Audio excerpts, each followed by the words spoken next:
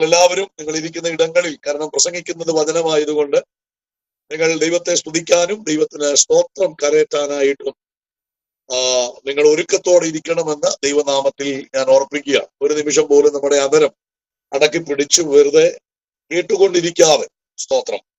ദൈവവചനം കേൾക്കുന്നത് നമ്മുടെ ജീവിതത്തിന് അനുഗ്രഹമാകുവാൻ എല്ലാവരും ദൈവസന്നദ്ധിയിൽ വളരെ പ്രാർത്ഥനയോടുകൂടി ഇരിപ്പാൻ ദൈവനാമത്തിൽ ഞാൻ ഓർപ്പിക്കുക.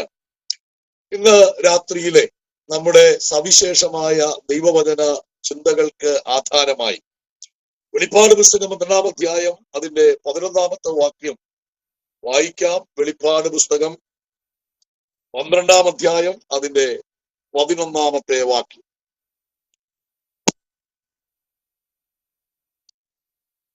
അവർ അവനെ കുഞ്ഞാടിന്റെ രക്തം ഹേതുവായിട്ടും തങ്ങളുടെ സാക്ഷ്യവചനം ഹേതുവായിട്ടും ജയിച്ചു, മരണപര്യന്തം തങ്ങളുടെ പ്രാണനെ സ്നേഹിച്ചതുമില്ല.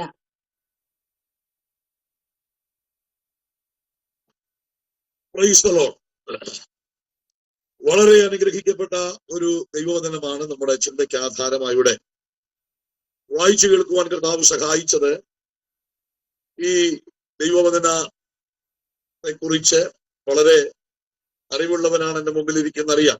അതുകൊണ്ട് ഒത്തിരി മുഖവുരകളില്ലാതെ വേഗത്തിൽ അതിന്റെ സന്ദേശങ്ങളിലേക്ക് പ്രവേശിക്കുവാനായിട്ട് നമുക്ക് സാധിക്കും. വെളിപ്പാട് പുസ്തകം എന്ന് പറയുമ്പോൾ വളരെ അനുഗ്രഹിക്കപ്പെട്ട ഒരു പുസ്തകമാണ്. ഈ വേദിയിൽ തന്നെ പല പ്രാവശ്യവും വെളിപ്പാട് പുസ്തകത്തെ അടിസ്ഥാനപ്പെടുത്തി ഞാൻ സംസാരിച്ചിട്ടുണ്ട്. അതുകൊണ്ട് അതിന്റെ ആമുഖ ഭാഗങ്ങളൊക്കെ മുൻപ് ഞാൻ വിശദീകരിച്ചിട്ടുണ്ടെങ്കിലും സ്തോത്രം, ഇതിനകത്ത് എന്റെ ശുശ്രൂഷയിൽ ആദ്യമായി പങ്കെടുക്കുന്ന പലരെയും ഞാൻ കാണുന്നുണ്ട്. അതുകൊണ്ട് തന്നെ ചില കാര്യങ്ങൾ നിങ്ങളുടെ അറിവിലേക്ക് പറയുവാനാണ് ഞാൻ കർത്താവിൽ പ്രാരംഭമായി ആഗ്രഹിക്കുന്നത്. വെളിപ്പാട് പുസ്തകം അതിന്റെ എഴുത്തുകാരൻ എന്ന് പറയുന്നത് അപ്പോസ്തലനായ യോഹന്നാനാണ്. യോഹന്നാൻ യേശുക്രിസ്തുവിന്റെ ശിഷ്യനായി മാറുന്നതിന് മുൻപ് അദ്ദേഹം സ്നാപക യോഹന്നാന്റെ ശിഷ്യഗണത്തിൽപ്പെട്ട ഒരുവനായിരുന്നു. പ്രഗത്ഭനും പ്രസിദ്ധനും പ്രിയനുമായ തങ്ങളുടെ പ്രവാചകനായ സ്നാപക യോഹന്നാനെ വിട്ട് പ്രപഞ്ച ശില്പിയെങ്കിലും പ്രവർത്തികളാൽ അപ്പോൾ പ്രസിദ്ധനല്ലായിരുന്ന യേശുവിനെ അനുഗമിച്ച അനുഗ്രഹിതനായ ശിഷ്യന്മാരിൽ ഒരാളായിരുന്നു യോഹന്നാൻ. യേശുക്രിസ്തു ഏറ്റവും അധികം സ്നേഹിച്ച ശിഷ്യൻ എന്ന് വിശേഷിക്കപ്പെടുന്ന ഒരു ശിഷ്യനാണ് യോഹന്നാൻ. മാത്രമല്ല ഗലാത്യ ലേഖനത്തിൽ തൂണുകളായി എണ്ണപ്പെട്ടവരുടെ കൂട്ടത്തിൽ യോഹന്നാനെ നമുക്ക് കാണാൻ സാധിക്കുന്നുണ്ട്. എന്നാൽ യോഹന്നാൻ മാത്രമാണ് യേശുവിന്റെ 12 ശിഷ്യന്മാരിൽ സാധാരണ മരണം കൈവരിച്ചത്. ബാക്കി 11 അപ്പോസ്തലന്മാരും രക്തസാക്ഷികളായി മരിക്കുകയാണ് ഉണ്ടായത്. എന്നാൽ യോഹന്നാൻ സാധാരണ പ്രായം ചെന്ന് സാധാരണ മരിക്കുന്നത് പോലെയുള്ള ഒരു മരണമാണ് യോഹന്നാൻ ഉണ്ടായത്. യോഹന്നാൻ വെളിപ്പാട് പുസ്തകം കൂടാതെ മറ്റ് 4 പുസ്തകങ്ങൾ കൂടെ പുതിയ നിയമത്തിൽ എഴുതിയിട്ടുണ്ട്. അതൊന്ന് സുവിശേഷവും 2, 3 ലേഖനങ്ങളുമാണ്. പിന്നീട് വെളിപ്പാട് പുസ്തകം കൂടെ ചേർത്ത് 5 പുസ്തകങ്ങൾ ക്രൈസ്തവ സഭയ്ക്ക് കൈമാറുവാൻ യോഹന്നാൻ അപ്പോസ്തലനെ പരിശുദ്ധാത്മാവ് ഉപയോഗിച്ചു എന്നുള്ളത് വളരെ പ്രശംസനീയമായ കാര്യമാണ്. സുവിശേഷ പോർക്കളത്തിൽ അതിശക്തമായ നിലയിൽ കർത്താവിന്റെ കരങ്ങളിൽ ഉപയോഗിക്കപ്പെട്ട ഒരു വ്യക്തിയാണ് യോഹന്നാൻ. അതായത് 1-ാം നൂറ്റാണ്ടിൽ നീറോ മുതൽ ഡയോക്ലിഷ്യൻ വരെയുള്ള 10 രാജാക്കന്മാരുടെ ഭരണം ക്രിസ്ത്യാനികളെ സംബന്ധിച്ചിടത്തോളം മറക്കാൻ കഴിയാത്ത തരത്തിലുള്ള പീഡനങ്ങൾ, കല്ലുകളെ പോലും കരയിപ്പിക്കുന്ന തരത്തിലുള്ള പീഡനങ്ങൾ അനുഭവിക്കേണ്ടി വന്ന ഒരു കാലഘട്ടമാണ് നീറോ മുതൽ ഡയോക്ലീഷ്യൻ വരെയുള്ള രാജാക്കന്മാരുടെ കാലഘട്ടം എന്ന് പറയുന്നത്. ഈ വെളിപ്പാട് പുസ്തകം എഴുതുന്നത് യോഹന്നാൻ അപ്പോസ്തലൻ പത്മോസ് എന്ന് പറയുന്ന ഒരു ദ്വീപിൽ കിടന്നുകൊണ്ടാണ്. അന്ധതയിലും അജ്ഞതയിലും അന്ധകാരത്തിലും ആഗപ്തനായ അത്യാഗർത്തങ്ങളിലേക്ക് ആണ്ടിറങ്ങിക്കൊണ്ടിരുന്ന ലോക ജനസമൂഹങ്ങളെ യേശുക്രിസ്തുവിന്റെ അതിശക്തമായ പ്രകാശ വലയത്തിലേക്ക് ആനയിച്ച് അവനിയുടെ മുഖത്ത് സുവിശേഷം അതിവേഗം വ്യാപിച്ചുകൊണ്ടിരുന്നു. അത്ഭുത പ്രകാശം പ്രസരിപ്പിച്ചുകൊണ്ടുള്ള സുവിശേഷത്തിന്റെ അനന്യ സാധാരണമായ വളർച്ചയിൽ അടിയിളകി ആടിയുലങ്ങി അന്ധകാര ശക്തികൾ അടങ്ങിയിരിക്കാൻ ആവതില്ലാതെ അസൂയാൽ അരിശം കൊണ്ട് അതിശക്തിയോടെ സുവിശേഷത്തിന് വിരോധമായി വെല്ലുവിളികൾ ഉയർത്തി. ഈ കാലഘട്ടത്തിലാണ് ദൈവത്തിന്റെ ദാസനായ യോഹന്നാൻ സ്തോത്രം ഈ പുസ്തകം എഴുതുന്നത്. സ്തോത്രം. ഡൊമീഷ്യൻ എന്ന് പറയുന്ന റോമൻ ചക്രവർത്തിയുടെ കാലഘട്ടമാണ് യോഹന്നാൻ പോലെയുള്ള അപ്പോസ്തലന്മാരുടെ പീഡനങ്ങളുടെ കാലം. ഡൊമീഷ്യൻ ക്രൈസ്തവരോട് ഒട്ടും കരുണ കാണിക്കാത്ത ഒരു ചക്രവർത്തിയാണ്. യോഹന്നാനെ തിളപ്പിച്ച എണ്ണയിലിട്ട് നശിപ്പിക്കുവാനാണ് അദ്ദേഹം ആദ്യം ശ്രമിച്ചത്. പക്ഷേ യോഹന്നാനെ തിളപ്പിച്ച എണ്ണയിലിട്ട് നശിപ്പിക്കുവാൻ ഡൊമീഷ്യന് കഴിഞ്ഞില്ല. അതിന്റെ കാരണമെന്ന് പറയുന്നത് യോഹന്നാന്റെ മേൽ വ്യാപരിച്ചിരുന്ന ശക്തി തീയുടെ ബലത്തെ കെടുത്തുന്ന ശക്തിയാണ്. Price the Lord. മനസ്സിലായോ? യോഹന്നാന്റെ മേൽ വ്യാപരിച്ച പരിശുദ്ധാത്മാവിന്റെ ശക്തി ഡൊമീഷ്യൻ ചക്രവർത്തി യോഹന്നാനെ നശിപ്പിക്കുവാൻ വേണ്ടി ഒരുക്കിയ ആ എണ്ണയുടെ, തിളച്ച എണ്ണയുടെ ബലത്തെ കെടുത്തുവാൻ പര്യാപ്തമായ ദൈവശക്തിയാണ് യോഹന്നാന്റെ മേലുണ്ടായിരുന്നത്. എന്നെ ശ്രദ്ധിക്കുന്ന ബഹുമാനപ്പെട്ട ദൈവമക്കളുടെ പരിശുദ്ധാത്മാവ് ഞാൻ പറയാം, ഒരു വ്യക്തിയുടെ മേൽ, എന്നെ ശ്രദ്ധിക്കുന്ന ദൈവമക്കളെ, നമ്മുടെ മേൽ പരിശുദ്ധാത്മാവ് വ്യാപരിക്കുന്നുണ്ടെങ്കിൽ, ദൈവശക്തി നമ്മുടെ മേലുണ്ടെങ്കിൽ ഒരു ശക്തിക്കും നമ്മെ ജയിപ്പാൻ കഴിയത്തില്ല. എത്ര പേര് ഇന്ന് രാത്രി വിശ്വസിക്കുന്നുണ്ട് നമ്മുടെ മേൽ വ്യാപരിക്കുന്ന അഭിഷേകം എന്ന് പറയുന്നത്, നമ്മുടെ മേൽ വ്യാപരിക്കുന്ന പരിശുദ്ധാത്മാവിന്റെ ശക്തി എന്ന് പറയുന്നത് കേവലം ഒരു ശക്തിയല്ല, ഹല്ലേലൂയ, സകല വെല്ലുവിളികളെയും കാൽച്ചുവട്ടിൽ കൊണ്ടുവരുവാൻ കഴിയുന്ന ദൈവത്തിന്റെ ശക്തിയാണ് നമ്മുടെ മേൽ വ്യാപരിക്കുന്നത് എന്നുള്ള കാര്യം മറക്കരുത്. മന്ത്രവാദത്തെ തകർക്കുവാൻ, ആഭിചാരത്തെ തകർക്കുവാൻ, ഏത് പൈശാചികമായ പദ്ധതികളെയും പൊളിക്കുവാൻ നമ്മുടെ മേൽ വ്യാപരിക്കുന്ന അഭിഷേകത്തിന് ശക്തിയുണ്ടെന്ന് ഇന്നലകളിൽ അനുഭവിച്ചിട്ടുള്ള ദൈവമക്കളെ ഓർത്ത് ഞാൻ ദൈവത്തെ സ്തുതിക്കുകയാണ്. പ്രൈസ്. കരമുയർത്തി ഒന്ന് സ്തോത്രം ചെയ്യാൻ സാധിക്കുമോ? Price the lord. ഹല്ലേലൂയ. അപ്പൊ നമ്മുടെ മേൽ വ്യാപരിക്കുന്ന അഭിഷേകത്തിന്റെ കരുത്ത് ശക്തമാണെന്ന് തിരിച്ചറിയുക എന്നുള്ളത് ഓരോ ദൈവമക്കളുടെയും കടമയാണ്. സ്തോത്രം. അതാണ് അങ്ങനെ അറിഞ്ഞിട്ടുള്ള ദൈവമക്കളെ ഓർത്ത് ഞാൻ കർത്താവിന് സ്തോത്രം ചെയ്യുന്നു. അപ്പൊ യോഹന്നാൻ തിളപ്പിച്ച എണ്ണക്കകത്ത് ഡൊമീഷ്യൻ ഇട്ടിട്ട് യോഹന്നാന് ഒരു കേടും വന്നില്ല എന്നുള്ളതാണ് നമ്മൾ മനസ്സിലാക്കേണ്ടത്. സ്തോത്രം. ദാനിയേൽ പ്രവചനത്തിൽ വരുമ്പോൾ അതുപോലൊരു സംഭവം 7 മടങ്ങ് വർദ്ധിപ്പിച്ച ചൂളക്കകത്ത് യഹൂദ ബാലന്മാരായ ഹനന്യാവ്, മീശായൻ, അസരിയാവ്, അല്ലെങ്കിൽ ബാബിലോണി നാമങ്ങളായ ചന്ദ്രക്ക്, മേശക്, അബേദ്നെഗോ എന്ന 3 ബാലന്മാരെ ഈ ചൂളക്കകത്തേക്ക് നെബൂഖദ്നേസർ രാജാവ് വിട്ടു. അനന്തരം പ്രൈസ് ദി ലോർഡ്, 4-മനായി യേശു ദൈവം അതിനകത്ത് ഇറങ്ങി വന്ന് കഴിഞ്ഞപ്പോൾ ഒരു തീയുടെ മണം പോലും അടിക്കാതെ ആ ബാലന്മാര് പുറത്തു വന്നെങ്കിൽ, പ്രൈസ് ദി ലോർഡ്, ഇന്ന് ഈ സന്ദേശം ഞാൻ പറഞ്ഞുകൊണ്ടിരിക്കുമ്പോൾ എന്നെ ശ്രദ്ധിക്കുന്ന ബഹുമാന്യരായ ദൈവമക്കളോട്, ദൈവദാസന്മാരോട് പരിശുദ്ധാത്മാവ് ഞാൻ ഓർമ്മപ്പെടുത്തുന്നു, നിങ്ങൾ ഈ പ്രസന്റ് സിറ്റുവേഷനിൽ കടന്നു പോകുന്ന അവസ്ഥ, അല്ലെങ്കിൽ നിങ്ങളുടെ സിറ്റുവേഷൻ എന്തുമാകട്ടെ, നമ്മുടെ സാഹചര്യങ്ങൾ എന്തുമാകട്ടെ, പ്രൈസ്, ആ സാഹചര്യത്തിനകത്തു നിന്ന് കേടുവരുത്താതെ നമ്മെ പുറത്തെടുത്ത് മാനിക്കുവാൻ കരുത്തുള്ള ഒരു കരം ഇന്ന് രാത്രി ശുശ്രൂഷയുടെ നടുവിൽ ചലിക്കുന്നുണ്ട്. അത് മനുഷ്യന്റെ കരമല്ല, നമുക്ക് വേണ്ടി സകലവും നിർവഹിക്കുന്ന സർവശക്തനായ യേശു ക്രിസ്തുവിന്റെ കരമാണ്. ഈ ബോധ്യം അകത്തു പ്രാപിച്ച ദൈവമക്കൾ അടങ്ങിയിരിക്കാതെ നിങ്ങൾ ഇരിക്കുന്ന ഇടത്തിരുന്ന യേശുവിന്റെ നാമമൊന്ന് വിളിച്ച് അല്പനിമിഷങ്ങളെ കർത്താവിനൊന്ന് മഹത്വം കൊടുക്കട്ടെ. Price the lord. Hallelujah. Price the Lord. വിശ്വസിക്കുന്ന ദൈവമക്കളെ ഓർത്ത് ഞാൻ കർത്താവിന് സ്തോത്രം ചെയ്യാം. വളരെ പ്രാർത്ഥനയോടുകൂടെ നമുക്ക് തിരുവചനത്തിലേക്ക് വരാം. അപ്പോൾ യോഹന്നാൻ ഒരു സാധാരണ മരണം പ്രാപിച്ച ഒരു അപ്പോസ്തലനാണ്. Praise the lord. യോഹന്നാൻ ഡൊമീഷ്യന്റെ കാലഘട്ടം കഴിഞ്ഞു. ഈ ചൂളയിൽ നിന്നും തിളപ്പിച്ച എണ്ണയിൽ നിന്ന് യോഹന്നാനെ പുറത്തു കൊണ്ടുവന്നു. അതിനുശേഷമായിട്ട് ഈ ഡൊമീഷ്യൻ ചക്രവർത്തി യോഹന്നാനെ വെറുതെ വിടാൻ ആഗ്രഹിക്കുന്നില്ല. അദ്ദേഹം വീണ്ടും ആലോചിച്ചു, യോഹന്നാനെ ഇല്ലാതാക്കുവാൻ എന്താണ് ഒരു മാർഗം. അങ്ങനെ ഇരിക്കുമ്പോഴാണ് മെഡിറ്ററേനിയൻ മഹാസമുദ്രത്തിന്റെ നടുവിലായി 10 മൈൽ നീളത്തിൽ 6 മൈൽ വീതിയിൽ നിർമ്മിച്ചുണ്ടാക്കിയ ഒരു ദ്വീപ്, സ്തോത്രം, മെഡിറ്ററേനിയൻ സമുദ്രത്തിന്റെ മധ്യത്തിലാണ്. അങ്ങനെ ഒരു ദ്വീപ് ഉണ്ടാക്കുവാനുള്ള കാരണം രാഷ്ട്രീയ കുറ്റവാളികളെ നാട് കടത്തണം. ഒരു കാലത്തും അവർ രക്ഷപ്പെട്ടിക്കുക ഇനിയും വരരുത്, ആ ദ്വീപ് കൊണ്ട് അവർ തീരണം എന്നുള്ള ചിന്തയിൽ രാജ്യദ്രോഹികളായ കുറ്റവാളികളെ നാട് കടത്തുവാനുള്ള ലക്ഷ്യത്തോടെ നിർമ്മിച്ചൊരു ദ്വീപാണത്. യോഹന്നാനെ തിളപ്പിച്ച എണ്ണ കൊണ്ട് തീർക്കുവാൻ കഴിയാതിരുന്ന ഡൊമീഷ്യൻ ചിന്തിച്ചത്, ഇനിയിപ്പം യോഹന്നാനെ നശിപ്പിക്കാനുള്ള ഏക മാർഗം എന്ന് പറയുന്നത് പ്രൈസ് ദി ലോർഡ് ആ മെഡിറ്ററേനിയൻ സമുദ്രത്തിന്റെ നടുവിലുള്ള പത്മോസ് എന്ന് പറയുന്ന ദ്വീപാണ്. അങ്ങനെയാണ് യോഹന്നാനെ പത്മോസിലേക്ക് നാടുകടത്തുവാൻ കൽപ്പന ഉണ്ടാകുകയും പടയാളികൾ ആ യോഹന്നാനുമായി പത്മോസ് എന്ന ദ്വീപിനകത്ത് വരുന്നത്. ആ ദ്വീപിനകത്ത് വെച്ച് സ്തോത്രം താൻ കാണുന്നതായ ദർശനങ്ങൾ, തന്നോട് കർത്താവ് ഇടപെടുന്ന ഇടപെടലുകളാണ് നമുക്ക് വളരെ കൃത്യമായി ഈ പുസ്തകത്തിനകത്ത് കാണുവാനായിട്ട് സാധിക്കുന്നത്. Price the Lord. നമുക്കറിയാം 22 അധ്യായങ്ങൾ മാത്രമുള്ള ഒരു പ്രവചന പുസ്തകമാണ് വെളിപ്പാട് പുസ്തകം. ഇതേതാണ്ട് AD 95-96 കാലഘട്ടത്തിനടുത്ത് അപ്പോസ്തലനായ യോഹന്നാൻ പത്മോസിൽ കിടന്ന് എഴുതി എന്നാണ് ഈ പുസ്തകത്തെ കുറിച്ച് അഭിപ്രായപ്പെടുന്നത്.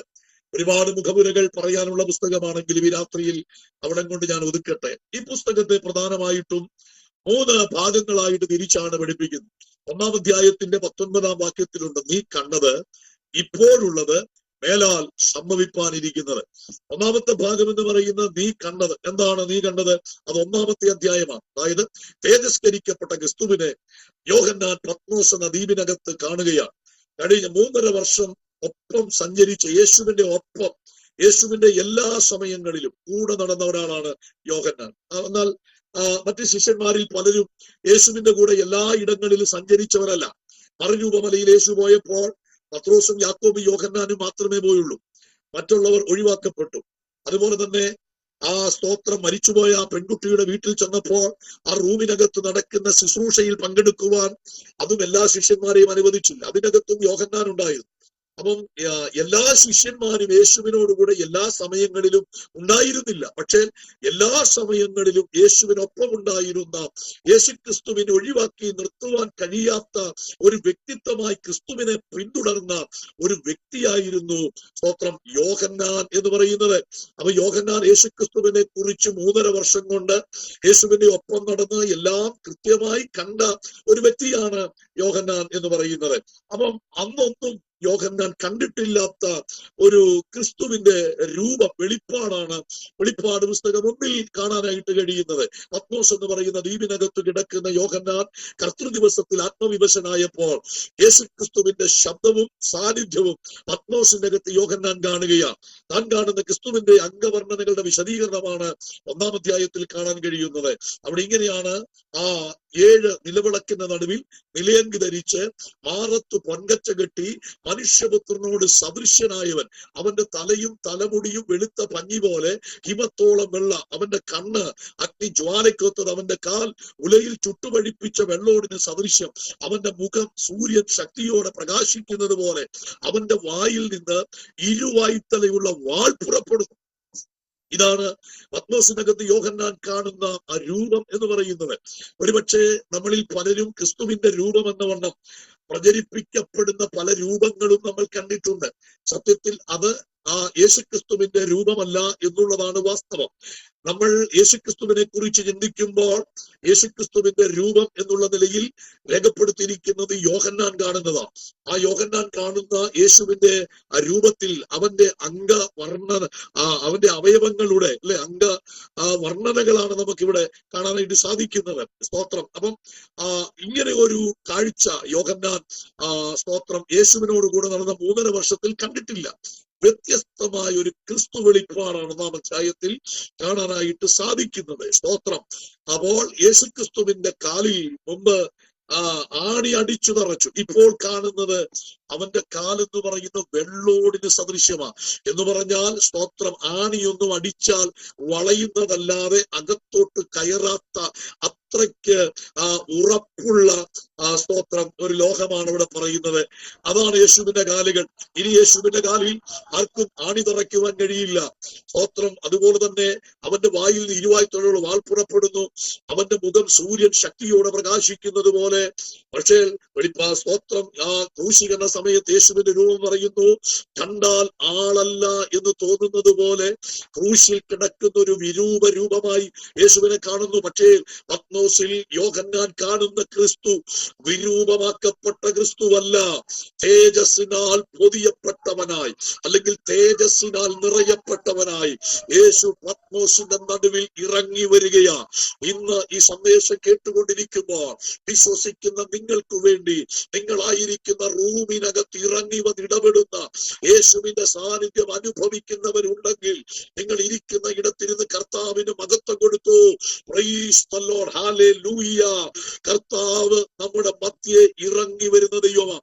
യോഹന്നാന് വേണ്ടി പത്മോസിൽ ഇറങ്ങി വന്നെങ്കിൽ ഇന്ന് രാത്രി വിശ്വസിക്കുന്ന, പ്രാർത്ഥിക്കുന്ന, കരയുന്ന, ആത്മാവിൽ ആരാധിക്കുന്ന എനിക്കും നിങ്ങൾക്കും വേണ്ടി നമ്മളായിരിക്കുന്ന സാഹചര്യത്തിൽ ഇറങ്ങി വന്ന് ഇടപെടുന്ന യേശുവിനെ പോലെ മറ്റൊരു ദൈവമില്ലെന്ന് ബോധ്യമുള്ളവർ ആ കരമൊന്നടിച്ച് ശക്തിയോടെ ദൈവത്തിന് മഹത്വം കൊടുത്തേ. അല്ല, തന്റെ ദാസന്മാരോടൊപ്പം ഇറങ്ങി വന്ന് അവരുടെ ഏത് പ്രതിസന്ധിയിലും ഇറങ്ങി വന്ന് ഇടപെടുന്ന യേശുവിനെ പോലെ മറ്റൊരു ദൈവമില്ല. ഈ ബോധ്യമാണ് നമ്മുടെ അകത്തുണ്ടാകേണ്ടത്. Praise the lord, hallelujah. ഈ ചൂളയിൽ തന്റെ ദാസന്മാരോടുകൂടെ, സിംഹക്കുടിയിൽ ദാനിയേലിനോടുകൂടെ, പ്രൈസോ കാരാഗ്രഹത്തിനകത്ത് പത്രോസിനോടുകൂടെ, പത്മോസിനകത്ത് യോഹന്നാനോടുകൂടെ, ഹല്ലേലൂയ. ഇന്ന് രാത്രി ആരാധിക്കുന്ന, പ്രാർത്ഥിക്കുന്ന, വിശ്വസിക്കുന്ന ദൈവമക്കൾ ജീവിതത്തിന്റെ ഏത് ഒറ്റപ്പെടലിന്റെ, തള്ളപ്പെടലിന്റെ, ഏകാന്തതയുടെ അവസ്ഥയിൽ നീ കടന്നുപോയാലും നിന്നെ കൈവിടാത്തൊരു സാന്നിധ്യമുണ്ട്. അത് മനുഷ്യന്റെ സാന്നിധ്യമല്ല, അത് നാം ആരാധിക്കുന്ന നമ്മുടെ ആരാധ്യനായ ശ്രീ യേശു ക്രിസ്തുവിന്റെ സാന്നിധ്യമാണ്. അത് അനുഭവിക്കുന്ന ദൈവമക്കളാണ് ഇന്ന് രാത്രി സന്ദേശം കേൾക്കുന്നതെന്നറിയാം. ജീവിതത്തിന്റെ ഏത് വിഷയത്തിലും അതിയായവനായ ഒരു ദൈവമുണ്ട്, അത് യേശു കർത്താവാണ്. സ്തോത്രം. അവൻ നമ്മുടെ രോഗത്തിന് മതിയായ ദൈവമാണ്. നമ്മുടെ സാമ്പത്തിക പ്രതിസന്ധിയിൽ അവൻ മതിയായ ദൈവമാണ്. ഹല്ലേലൂയ. നമ്മെ ജീവിതത്തിൽ തകർന്ന് തരിപ്പണമാകുമെന്ന് വെല്ലുവിളിക്കുന്ന ഇടത്ത് പ്രൈസ് നമുക്ക് വേണ്ടി ഇറങ്ങി വന്ന് നമ്മെ വിടുവിക്കുന്ന ഒരു കർത്താവ്, അതാണ് യേശുവിന്റെ സാന്നിധ്യം. എത്ര പേർ ആ സാന്നിധ്യം ഇന്ന് രാത്രിയിൽ അനുഭവിക്കുന്നുണ്ട്? അവർക്ക് മൗനമായിരിക്കാനോ അടങ്ങിയിരിക്കുവാനോ കഴിയില്ല. അവർ ദൈവത്തിന് സ്തോത്രം ചെയ്തുകൊണ്ടേയിരിക്കും. അതാണ് ആ സാന്നിധ്യത്തിന്റെ പ്രത്യേകത. നമ്മൾ സ്തോത്രം പറഞ്ഞാൽ മതി, നമ്മൾ ദൈവത്തെ ആരാധിച്ചാൽ മതി. വരേണ്ട നന്മകളും തുറക്കേണ്ട വഴികളൊക്കെ ദൈവം നമുക്ക് വേണ്ടി തുറക്കുകയും സ്തോത്രം ദൈവം നമ്മളെ വഴി നടത്തുകയും ചെയ്യും. അപ്പോൾ ഒന്നാമത്തെ അധ്യായം യേശുക്രിസ്തുവിനെ കുറിച്ച് പറയുമ്പോൾ, യേശുക്രിസ്തുവിനെ കുറിച്ച് യോഹന്നാൻ കാണുമ്പോൾ 7 നിലവിളക്കിന്റെ നടുവിൽ നിലയങ്കി ധരിച്ചു നിൽക്കുന്നു. 7 നിലവിളക്ക് എന്ന് പറയുന്നത് 1-ാം അധ്യായത്തിൽ തന്നെ പറയുന്നുണ്ട്. 7 നിലവിളക്കിനെ കുറിച്ചുള്ള മർമ്മം, 7 നിലവിളക്ക് എന്ന് പറയുന്നത് 7 സഭകളാണ്. 7 സഭകളാണ്. ഏതാണ്? വെളിപ്പാട് പുസ്തകം പറയുന്ന 7 സഭ: എഫെസോസ്, സ്മുർന്ന, പെർഗമോസ്, തുയഥൈര, സർദീസ്, ഫിലദൽഫിയ, ലവോദിക്യ. ഇതാണ് 7 സഭകൾ. അപ്പൊ 7 നക്ഷത്രം എന്ത് എന്ന് ചോദിച്ചാൽ, 7 നക്ഷത്രം 7 സഭകളുടെ 7 നിലവിളക്ക് എന്ന് പറയുന്നത് 7 സഭയാണ്. നിലവിളക്കുകളുടെ നടുവിൽ നിലയങ്കി ധരിച്ചു കർത്താവ് നിൽക്കുന്നു. അപ്പം 7 നിലവിളക്ക് എന്ന് പറയുന്നത് 7 സഭകളാണ്. സ്തോത്രം. ഇനി അടുത്തത് 7 നിലവിളക്കിന്റെ നടുവിൽ നിലയങ്കി ധരിച്ച്, അല്ലെ? സ്തോത്രം. ഹല്ലേലൂയ. യേശുവിന്റെ കയ്യിലിരിക്കുന്ന എന്താണ്? സ്തോത്രം. അവന്റെ കയ്യിൽ 7 നക്ഷത്രമുണ്ട്. 7 നിലവിളക്കും 7 നക്ഷത്രവും. നിലവിളക്ക് 7 സഭകളാണ്. അതിന്റെ പേരാ ഞാൻ പറഞ്ഞത്. അങ്ങനാണെങ്കിൽ 7 നക്ഷത്രം വലം കയ്യിൽ പിടിച്ചിരിക്കുക. സ്തോത്രം. എന്താണ് 7 നക്ഷത്രം? 7 നക്ഷത്രം പറയുന്നുണ്ട്. 7 നക്ഷത്രം 7 സഭകളുടെ ദൂതന്മാരാണ്. അവിടെ ദൂതൻ എന്ന് പറയുന്നത് സ്വർഗത്തിലെ ദൂതൻ എന്നുള്ള നിലയിലല്ല, ശുശ്രൂഷകന്മാരാണ്. ദൈവസഭയുടെ ശുശ്രൂഷകന്മാരെന്ന് പറയുന്നത് ദൂതന്മാരാണെന്ന് വേദപുസ്തകം പറയുന്നുണ്ട്. സ്തോത്രം. ഹല്ലേലൂയ. മനസ്സിലാകുന്നവർക്കാണ് ഞാൻ ദൈവത്തെ സ്തുതിക്കുക. അപ്പം ദൈവസഭയുടെ ശുശ്രൂഷകന്മാരെ വേദപുസ്തകം ദൂതന്മാരോട് തുല്യപ്പെടുത്തിയിരിക്കുന്നു. അപ്പം യേശു നിൽക്കുന്നത് സഭയുടെ നടുവിലാണ്. ദൈവസഭയുടെ ശുശ്രൂഷകൻ ഇരിക്കുന്നത് യേശുവിന്റെ കരങ്ങളിലാണ്.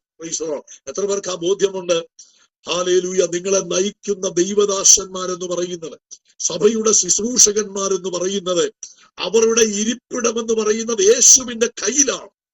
യേശുവിന്റെ കയ്യിൽ ഇരിക്കുന്നത് കൊണ്ട് നമ്മൾ അർത്ഥമാക്കേണ്ടത്, സഭയ്ക്കകത്ത് യേശു തന്റെ ശുശ്രൂഷകന്മാരെ ഉപയോഗിക്കുകയാണ്. സ്തോത്രം. 4 ദൈവമക്കൾക്ക് വേണ്ടി ദൈവദാസന്മാരെ യേശു തന്റെ കൈ കൊണ്ട് ഉപയോഗിക്കുക. അപ്പം അത്ര ശ്രേഷ്ഠമായ പദവിയാണ് ദൈവം നമുക്ക് തന്നിരിക്കുന്നത്. സ്തോത്രം. ശുശ്രൂഷകന്മാരുടെ ഇരിപ്പിടം. അതുകൊണ്ട് ശുശ്രൂഷകന്മാരെ നമ്മൾ നിസ്സാരവൽക്കരിക്കരുത്. കർത്താവ് അവർക്കൊരു പ്രഥമ സ്ഥാനം കൊടുത്തിട്ടുണ്ട്.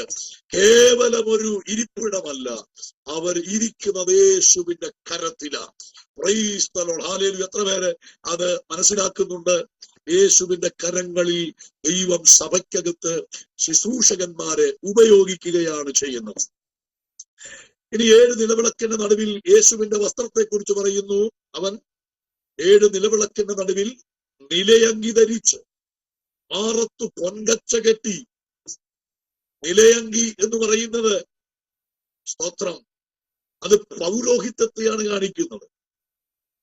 മാറത്തു പൊൻകച്ച കെട്ടി എന്ന് പറയുന്നത്, പൊൻകച്ച കെട്ടുന്നത് പ്രഭുക്കന്മാരും രാജാക്കന്മാരും ഒക്കെയാണ്. അങ്ങനെയാണെങ്കിൽ സ്തോത്രം, യേശു ഒരു പുരോഹിതനായും യേശു ഒരു രാജാവായും ഒക്കെ സഭയ്ക്കകത്ത് വെളിപ്പെടുകയാണ്. സ്തോത്രം. കാരണം ബൈബിള് പറയുന്നുണ്ട്, സ്തോത്രം, 1 പത്രോസ് 2:9, നിങ്ങളോ അന്ധകാരത്തിൽ നിന്നും തന്റെ അത്ഭുത പ്രകാശത്തിലേക്ക് നിങ്ങളെ വിളിച്ചവന്റെ സൽഗുണങ്ങളെ ഘോഷിപ്പാൻ തക്കവണ്ണം തിരഞ്ഞെടുക്കപ്പെട്ട ജാതിയും രാജകീയ പുരോഹിത വർഗവും വിശുദ്ധ വംശവും സ്വന്തം ജനവുമാണ്. ദൈവമക്കൾക്ക് ദൈവം തന്നിരിക്കുന്ന പദവികൾ എന്തൊക്കെയാണെന്ന് കൃത്യമായി പറയുന്നുണ്ട്. ഒരു പദവിയല്ല, ഒന്നിലധികം പദവികളാണ്. സ്തോത്രം, അല്ലെ? ഹല്ലേലൂയ. വിളിച്ചവന്റെ സൽഗുണങ്ങളെ ഘോഷിപ്പാൻ തക്കവണ്ണം തിരഞ്ഞെടുക്കപ്പെട്ട ഒരു ജാതിയാണ് നമ്മൾ. രാജകീയ പുരോഹിത വർഗം. അപ്പൊ രാജകീയ വർഗമാണ്, പുരോഹിത വർഗമാണ് നമ്മൾ. അതിനെക്കുറിച്ച് പറയുന്നത് വെളിപ്പാട് പുസ്തകം 1-ാം അധ്യായത്തിൽ അവൻ നമ്മെ രാജാക്കന്മാരും പുരോഹിതന്മാരുമാക്കി വെച്ചിരിക്കുകയാണ്. സ്തോത്രം. അപ്പൊ നമ്മളൊക്കെ കൊച്ചു കൊച്ചു രാജാക്കന്മാരാണ്. പക്ഷേ യേശു രാജാതിരാജാവാണ്. അപ്പൊ സഭയ്ക്കകത്ത് യേശു രാജാവായും യേശു മഹാപുരോഹിതനായും ഒക്കെ നമ്മുടെ നടുവിൽ ഇറങ്ങി വരിക. മഹാപുരോഹിതൻ എന്നുള്ള നിലയിൽ നമ്മുടെ ബലഹീനതകളിൽ അവൻ സഹതാപം കാണിക്കുന്ന ദൈവമാണ്. സ്തോത്രം. ഹല്ലേലൂയ. അതുകൊണ്ട് പറഞ്ഞ മഹാപുരോഹിതൻ എന്നുള്ള നിലയിൽ നമ്മുടെ ബലഹീനതകളിൽ അവൻ സഹതാപം കാണിപ്പാൻ കഴിയാത്തവനല്ല. സ്തോത്രം. നമ്മുടെ ദൈവം ഒരു മഹാപുരോഹിതനെ പോലെ നമ്മുടെ ആരാധനയിൽ നിൽക്കുന്നത് നമ്മുടെ ബലഹീനതയിൽ തുണ ചെയ്യുവാനാണ്. നമ്മുടെ ജീവിതത്തിന്റെ തകർച്ചകളിൽ, വേദനകളിൽ, സ്തോത്രം, ശൂന്യതകളിൽ ആശ്വാസമായി കർത്താവ് നമ്മുടെ നടുവിലുണ്ട്. അപ്പോൾ തന്നെ അവൻ രാജാവായി, സ്തോത്രം, മാറത്ത് പൊൻകച്ച കെട്ടിയിരിക്കുക. പൊൻകച്ച അവന്റെ രാജ്യത്വത്തെ കാണിക്കുക. അവൻ രാജാവായി അവൻ സഭയ്ക്കകത്ത് ഇറങ്ങി നിൽക്കെതിരാ നമ്മുടെ ഹല്ലേലൂയ ന്യായങ്ങൾ നടത്തുന്ന ഒരു ന്യായാധിപനായി. സ്തോത്രം. നമ്മുടെ ജീവിതത്തിൽ ദൈവമക്കളെ സംബന്ധിച്ചിടത്തോളം നമുക്ക് പലയിടങ്ങളിലും ന്യായം നിഷേധിക്കപ്പെടും. സ്തോത്രം. നമ്മുടെ ഭാഗത്ത് ന്യായമുണ്ടെങ്കിലും ലോകം അത് നിഷേധിക്കും. കാരണം യേശുവിന് അങ്ങനെ തന്നെയാ. യേശുവിന്റെ ഭാഗത്ത് ന്യായമൊക്കെ മനുഷ്യൻ മറന്നിട്ട് ഞങ്ങൾക്ക് ബറാബാസിനെ മതി എന്ന് പറയുന്ന ഒരു കാലഘട്ടം. സ്തോത്രം. ഹല്ലേലൂയ. ഇന്നും അങ്ങനെ തന്നെയാ. ലോകത്തിന് ബറാബാസിനെ മതി. സ്തോത്രം. ദൈവത്തെ സേവിക്കുന്നവനെയും ആരാധിക്കുന്നവനെയും സുവിശേഷത്തിന് വേണ്ടി ജീവിതം സമർപ്പിക്കപ്പെട്ടവനെയും ലോകത്തിന് ആവശ്യമില്ല. സ്തോത്രം. പച്ചമരത്തോട് ഇങ്ങനെ ചെയ്തെങ്കിൽ ഉണങ്ങിയതിനോട് എത്രയധികം. അങ്ങനെയാണെങ്കിൽ ദൈവമക്കൾക്ക് നീതി ലഭിക്കുന്ന സ്ഥലം അത് ദൈവസഭയാണ്. സ്തോത്രം. നിങ്ങൾക്ക് എവിടെയെങ്കിലും നീതി നിഷേധിക്കപ്പെട്ടിട്ടുണ്ടോ? ഭാരപ്പെടണ്ട കേട്ടോ. ദൈവസന്നിധിയിൽ ഹല്ലേലൂയ നമുക്ക് നീതിയോടെ ഇടപെടുന്ന ഒരു കർത്താവ്, ഹല്ലേലൂയ, അവൻ രാജാവായി ന്യായാധിപനായി നമ്മുടെ മധ്യത്തിൽ ഉണ്ടെന്ന് മറന്നു പോകരുത് കേട്ടോ. അതാ നമ്മുടെ ദൈവത്തിന്റെ പ്രത്യേകത. നീതി നിഷേധിക്കപ്പെടുന്നിടത്ത് നമുക്ക് വേണ്ടി സംസാരിപ്പാൻ ഇറങ്ങി വരുന്ന ഒരു ദൈവമുണ്ട്. സ്തോത്രം. ക്രൈസ്തവ സമൂഹത്തെ പീഡിപ്പിക്കുവാൻ മഹാപുരോഹിതന്റെ അധികാരപത്രവും കയ്യിൽ പിടിച്ചുകൊണ്ട് ദമസ്കോസിനെ ലക്ഷ്യമാക്കി വരുന്ന പൗലോസ് അഥവാ ശൗലിനെ ദമസ്കോസിന്റെ പടിവാതിക്കൽ അടിച്ചൊതുക്കിയ ദൈവമാണ് നമ്മുടെ ദൈവം. അത് ദൈവമക്കൾ മറന്നുപോകല്ല കേട്ടോ. അന്യായമായി ദമസ്കോസ് ദമാസ്കോസിന്റെ അകത്ത് പ്രാർത്ഥിക്കുന്നവന്റെ മേൽ ആധിപത്യം എടുക്കാമെന്ന് ശൗൽ അന്ന് കരുതി. പക്ഷേ ദൈവം അത് അനുവദിച്ചില്ല. എന്തെങ്കിലും ജീവിതത്തിൽ സംഭവിക്കുന്നുണ്ടെങ്കിൽ ഓർത്തോ, അത് ദൈവം അനുവദിച്ചിട്ടാകട്ടോ. ആ കടബാധ്യതയാകട്ടെ, ആ രോഗമാകട്ടെ, ആ നിന്ദയാകട്ടെ, ആ തകർച്ചയാകട്ടെ, ആ അടഞ്ഞ വഴിയാകട്ടെ, സ്തോത്രം, അത് നിന്റെ ജീവിതത്തിൽ ഉണ്ടെങ്കിൽ അതിന്റെ അർത്ഥം അത് വെറുതെ കയറി വന്നതല്ല, ദൈവം നിന്റെ ജീവിതത്തിൽ അനുവദിച്ചിട്ട് വന്നതാ. സ്തോത്രം. വിശ്വസിക്കുന്ന ദൈവമക്കളെ ഓർത്ത് ശ്രദ്ധിച്ചിരിക്കുന്ന പലരെയും വിവേദിച്ച് ഇന്ന് രാത്രി ദൈവാത്മാ പറയുന്നുണ്ട് കേട്ടോ. ഹല്ലേലൂയ. അതുകൊണ്ട് ദൂതുകൾ ആമേൻ പറഞ്ഞ് ഏറ്റെടുത്തോണം. Praise the lord. ഹല്ലേലൂയ. അതുകൊണ്ട് നീതി നിഷേധിക്കപ്പെടുന്നിടത്ത് നീതിയും ന്യായവും നടത്തുവാൻ നമുക്കൊരുവനുണ്ട്, അവൻ സർവശക്തനാ. സ്തോത്രം. യേശുവിനെ കുറിച്ച് അല്ലെങ്കിൽ ദൈവത്തെ കുറിച്ച് പറയുന്നത് പഴയ നിയമത്തിൽ ഒരു വാക്യം, ഉന്നതന് മീതെ ഉന്നതൻ, അതിനു മീതെ അത്യുന്നതൻ. സഭാപ്രസംഗിയായ ശലോമോൻ പറയുന്നു, ഉന്നതനു മീതെ ഉന്നതൻ, അതിനു മീതെ അത്യുന്നതൻ ജാഗരിക്കുന്നു. അങ്ങനാണെങ്കിൽ നമ്മുടെ ദൈവം, സ്തോത്രം, അത്യുന്നതനായ ദൈവമാ എന്ന് പറഞ്ഞാൽ അതിനു മീതെ മറ്റൊരു അധികാരമില്ല.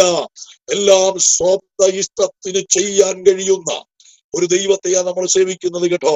കാരണം ആ ദൈവത്തെ മനസ്സിലാക്കി മുന്നോട്ട് പോയാൽ നമ്മുടെ ജീവിതം അനുഗ്രഹിക്കും. 2-3 അധ്യായങ്ങൾ.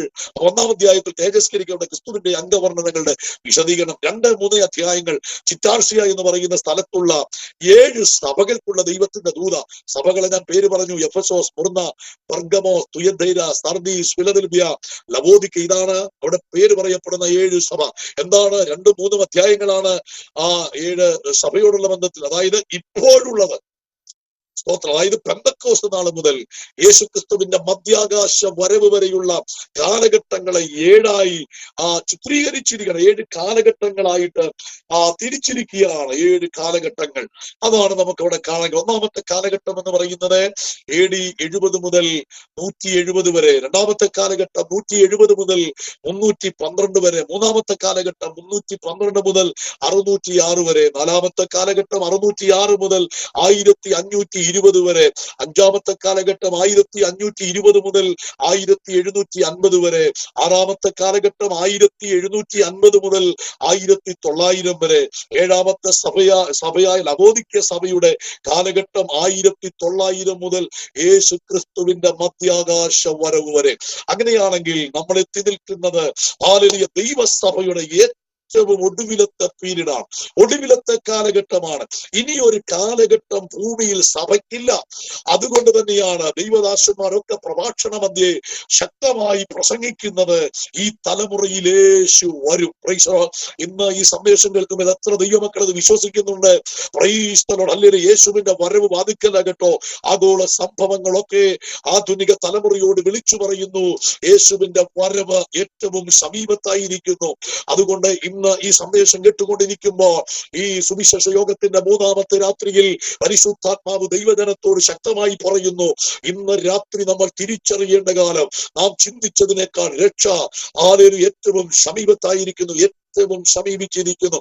അതുകൊണ്ട് ഏത് സമയത്തും കർത്താവ് വരാം. ഏത് സമയത്തും കർത്താവ് താൻ ഗംഭീരനാദത്തോടും പ്രധാന ദൂതന്റെ ശബ്ദത്തോടും ദൈവത്തിന്റെ കാഹളത്തോടും കൂടെ സ്വർഗത്തിൽ നിന്നിറങ്ങി വരാം. സ്തോത്രം.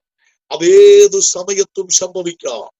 അതുകൊണ്ട് എന്നെ ശ്രദ്ധിക്കുന്ന ദൈവമക്കളെ, കൈയടിച്ചു പാടിയും അന്യഭാഷ പറഞ്ഞും ആരാധിച്ചും വചനവും ദൂതുങ്ങളൊക്കെ കേട്ട് നമ്മൾ മുന്നോട്ട് ചെയ്യുന്ന പ്രയാണം ലക്ഷ്യത്തിൽ നമ്മെ എത്തിച്ചില്ല എങ്കിൽ അതിശക്തമായ ഒരു അപകടമാണ് നമ്മുടെ മുമ്പിൽ നിൽക്കുന്നത്.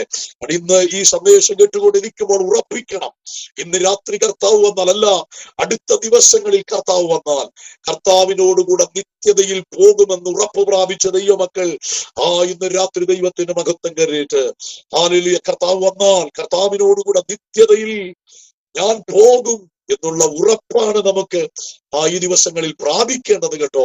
ഹല്ലേലൂയ. അതുകൊണ്ട് കർത്താവ് വരും. സഭയുടെ ഒടുവിലത്തെ കാലഘട്ടം ലവോദിക്ക സഭ. ലവോദിക്ക സഭയെ കുറിച്ച് വായിക്കുമ്പോൾ കാണുന്നത് സ്തോത്രം അല്ലെ, ശീതോഷ്ണ സഭ എന്നാ പറയുന്നത്. ശീതോഷ്ണ സഭ എന്ന് പറഞ്ഞാൽ ശീതവാനുമല്ല, ഉഷ്ണവാനുമല്ല, തണുപ്പുമല്ല, ചൂടുമല്ല. സ്തോത്രം. ചില ആളുകളൊക്കെ വെള്ളം കുടിക്കുന്ന പോലെ തിളച്ച വെള്ളത്തിലേക്ക് പച്ചവെള്ളം കൂടെ ഡൈലൂട്ട് ചെയ്ത് ചൂട് കുറച്ച് കുടിക്കുന്നത് സ്തോത്രം വളരെ അപകടം പിടിച്ചതാണെന്ന് പറയും.